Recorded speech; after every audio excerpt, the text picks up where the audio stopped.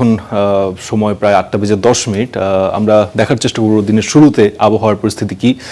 প্রথমে আমরা ঢাকার অবস্থা দেখব এবং ট্রাফিক আপডেট সম্পর্কেও আপনাদের জানাবো। অনেকেই অফিসের জন্য এখন বের হচ্ছেন বা বের হবেন, তাদের জন্য সুবিধা হবে আশা করছি। শুরুতে আমরা যদি একটু আবহাওয়ার দিকে তাকাই, আজ 5 এপ্রিল ঢাকায় আমরা দেখতে পাচ্ছি 27 ডিগ্রি সেলসিয়াস এবং অনুভূত যে আবহাওয়াটি বা তাপমাত্রাটি সেটি 31 ডিগ্রি সেলসিয়াস এবং মেঘ এবং রোদের কিছুটা মেলবন্ধন এই মুহূর্তে আমরা দেখতে পাচ্ছি।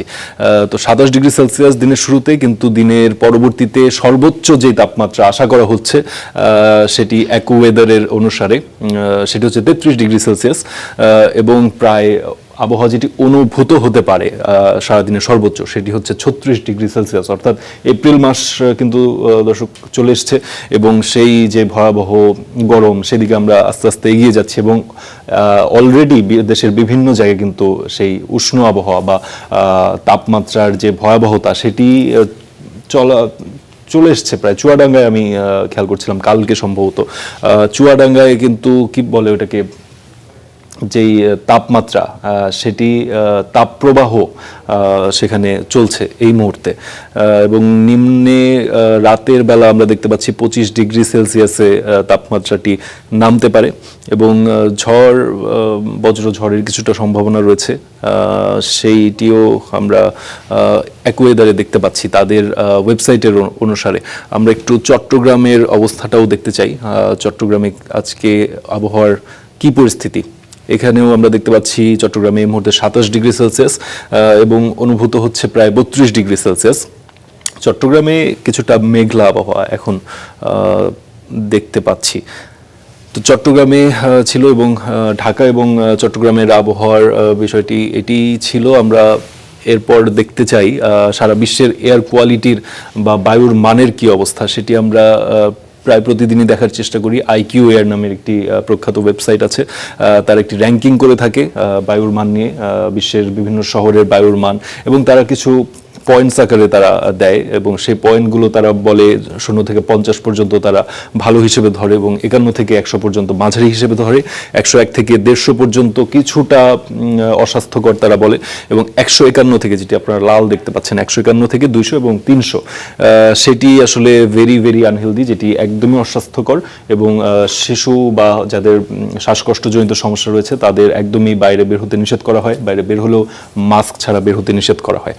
তো আমরা একটু দেখতে চাই আজ বিশ্বের কোন শহরগুলো দূষিত বায়ুর তালিকায় শীর্ষে রয়েছে। প্রথমে আমরা দেখতে পাচ্ছি চিয়াংমাই, থাইল্যান্ডের। আমি বেশ কিছুদিন ধরেই লক্ষ্য করছি চিয়াংমাই, থাইল্যান্ডের এই শহরটি, যেটি বাংলাদেশে বা বাংলাদেশিদের কাছে খুব একটা পরিচিত নয়, সেই চিয়াংমাই থাইল্যান্ডের শহর, সেটি আমরা লক্ষ্য করছি যে এই র্যাঙ্কিংয়ে বেশ কিছুদিন ধরেই শীর্ষে থাকছে এবং আমি একটু দেখার চেষ্টা করছিলাম চিয়াংমাই কেন এই শীর্ষে অবস্থানটি ধরে রাখছে। চিয়াংমাইয়ের যে ব্যাপারটি সেটি হচ্ছে যে তাদের যে আবহাওয়া সেটি খুব শুষ্ক এবং সেখানে দাবানল, যেটি বনে যে আগুনটি লাগে এবং সেই আগুন ছড়িয়ে পড়ে, দর্শক আপনারা জানেন, সেই ব্যাপারটি সেখানে খুব ঘন ঘন হয়। এবং এছাড়াও আরেকটি ব্যাপার হচ্ছে সেখানকার কৃষকরা, তারা সেই ভুট্টা এবং যেটি আখ তারা খুব ফ্রিকোয়েন্টলি তারা চাষ করে এবং সেই দীর্ঘ যে মাঠ, সেই মাঠ খালি করার জন্য তারা সেই ভুট্টা এবং আখ সেই ফসলগুলোতে আগুন লাগিয়ে দেয় এবং সেই আগুনগুলো আসলে সেখানে ট্র্যাপ হয়ে থাকে কারণ চারপাশে বন এবং সেই আবহাওয়াটিও কিছুটা শুষ্ক, যার কারণে সেই যে গ্যাস এবং স্মোক সেটা আসলে বের হতে পারে না, সেখানে ট্র্যাপ হয়ে থাকে। এই কারণে চিয়াংমাই, যে থাইল্যান্ডের শহর, সেটি এখন দেখা যাচ্ছে খুব ফ্রিকোয়েন্টলি তারা শীর্ষে চলে আসছে দূষিত বায়ুর তালিকায়। এরপর 2 নম্বরে আছে কুয়েত সিটি, কুয়েতের রাজধানী। 3 নম্বরে বাগদাদ, ইরাকের রাজধানী। এবং ইন্টারেস্টিং ব্যাপার হচ্ছে চিয়াংমাইয়ের যে স্কোর সেটি 231, মানে 200-র উপরে, যেটি একদমই অস্বাস্থ্যকর এবং সেখানে আসলে বসবাসের অনুপযোগী। এবং কুয়েত সিটি, যেটি আপনি 2 নম্বরে দেখতে পাচ্ছেন, সেটি 200-র নিচে, যদিও বা লাল। এরপর 3 নম্বরে বাগদাদ, ইরাকের শহর। এরপর সৌদি আরবের শহর রিয়াদ, হানই ভিয়েতনামের যে শহর, এবং তারপর আমরা দেখতে পাচ্ছি ভারতের কলকাতা আছে 6 নম্বরে। 7 নম্বরে আছে পাকিস্তানের লাহোর। 8 নম্বরে সাংহাই চায়না। 9 নম্বরে কাঠমান্ডু নেপাল। 10 নম্বরে ভারতের রাজধানী দিল্লি, যেটি দূষিত বায়ুর জন্য প্রখ্যাত।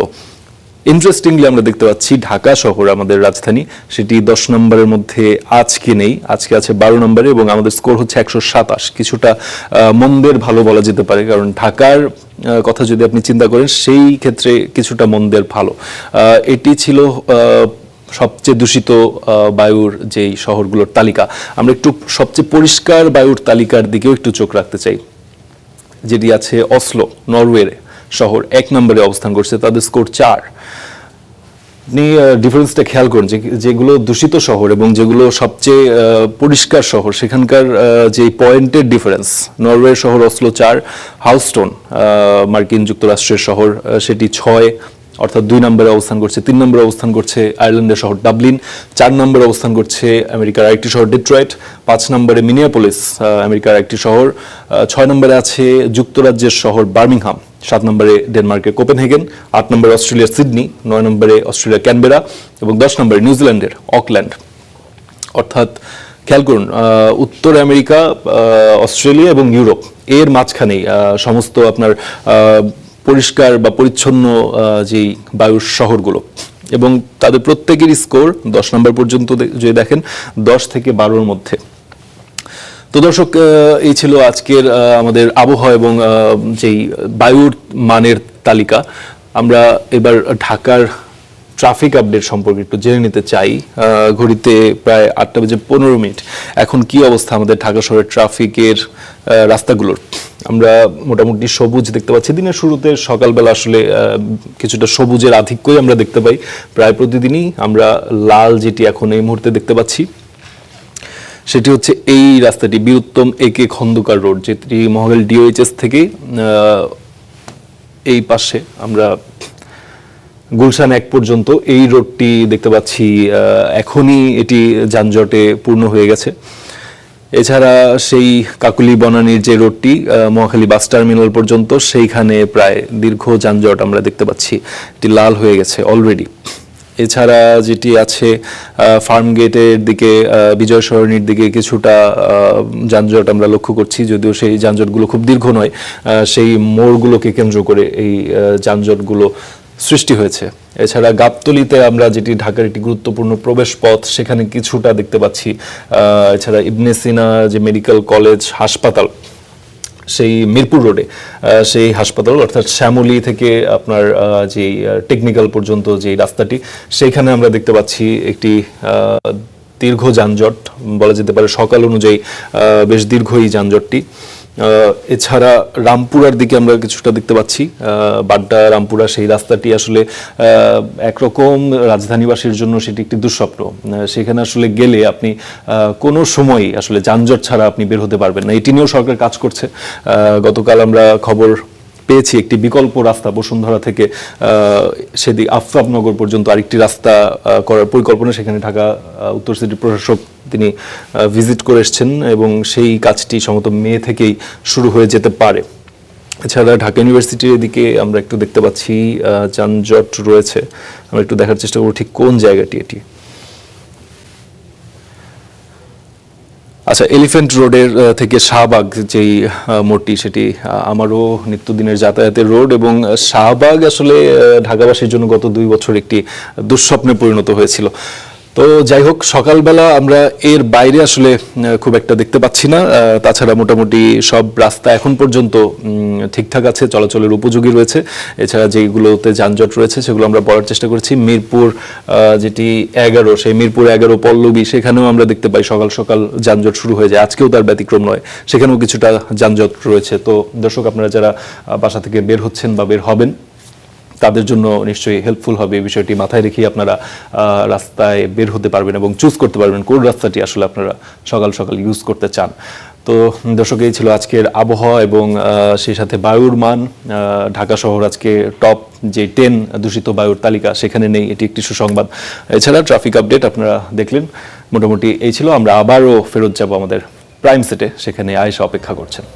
ফারদিন, আপনাকে ধন্যবাদ। আশা করছি এই ওয়েদার আপডেট এবং ট্রাফিক আপডেট যে দর্শকরা আছেন তাদের অনেকটাই কাজে দিবে আজ দিনের শুরুতেই।